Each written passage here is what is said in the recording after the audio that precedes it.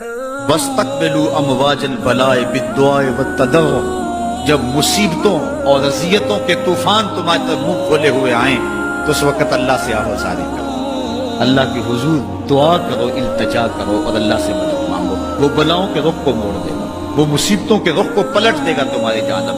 لیکن جب تم یہ مزاج نہیں رکھو گے تو مصیبتوں پر مصیبتیں آتی رہیں گی۔ حضرت موسیٰ علیہ السلام کے پیٹ میں درد کا احساس ہوتا ہے تو کوہ طور پہ چلے گئے، کیسے جلیل القدر نبی تھے، اللہ سے ڈائریکٹ رابطے تھے، اور جا کے کہا مالک میرے پیٹ میں درد ہو رہا ہے۔ اللہ اکبر۔ گھر کے نجی معاملے بھی رب سے ڈسکس کرتے تھے، اور کوئی جو ہے وہ ایسی چیز ہوتی وہ بھی رب سے ہی عرض کرتے تھے۔ کہا میرے مالک میرے پیٹ میں درد کا احساس ہو رہا ہے، دوائی کی پوری لینی ہے تو وہ بھی جا کے کوہ طور سے رب سے ہی لیتے تھے۔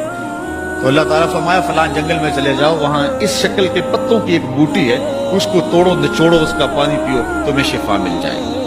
حضرت موسیٰ علیہ السلام گئے اور جا کے بوٹی کو توڑا نچوڑا، پانی پیا، شفا ہو۔ کچھ عرصہ بیتا، دوبارہ اسی طرح کا درد جاگا۔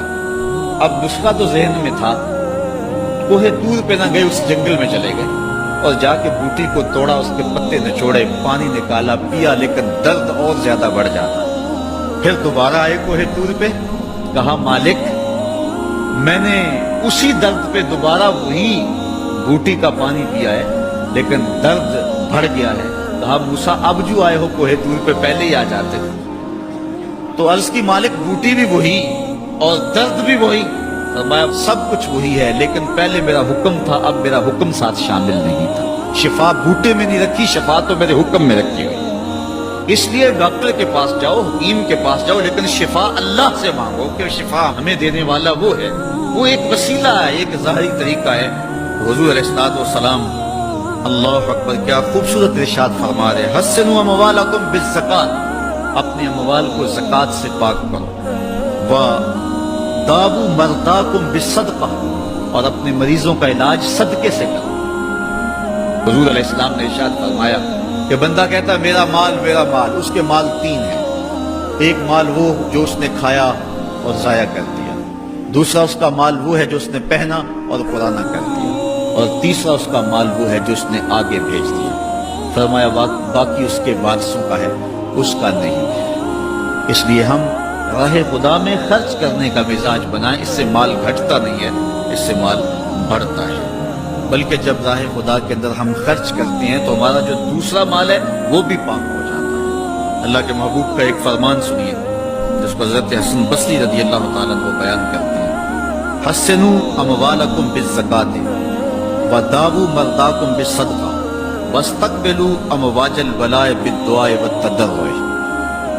فرمایا کہ اپنے مال کو، اپنے اموال کو زکوٰۃ سے پاک کرو، اور اپنے مریضوں کا علاج صدقے سے کرو، اور جب مصیبتیں اور بلائیں تمہارا رخ کریں تو پھر دعا سے اور اللہ کے حضور زاری سے اللہ کی مدد چاہو۔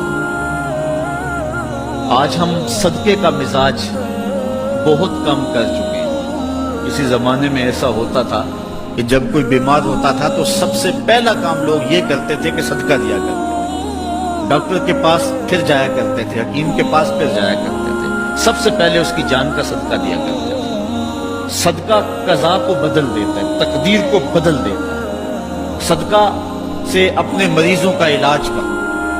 اصل ڈاکٹر کے پاس جانا، علاج کروانا سنت ہے، اس کی ممانعت نہیں ہے، لیکن یہ بات ہمیشہ ذہن میں رکھیے گا کہ ڈاکٹر کے پاس دوا ہے، شفا نہیں ہے۔ شفا اللہ کے دستے کرم میں ہے۔ اس لیے جب بھی بیمار ہو جاؤ تو پہلے صدقہ کرو اور پھر ڈاکٹر کے پاس جاؤ، اللہ اس صدقے کی برکت سے ڈاکٹر کی دوا میں شفا رکھ دے گا، کیونکہ شفا تو اس کے حکم میں ہے نا، چیزوں میں تو شفا نہیں ہے، وہ تو اس نے حکم جہاں دے دیا وہاں شفا ہے۔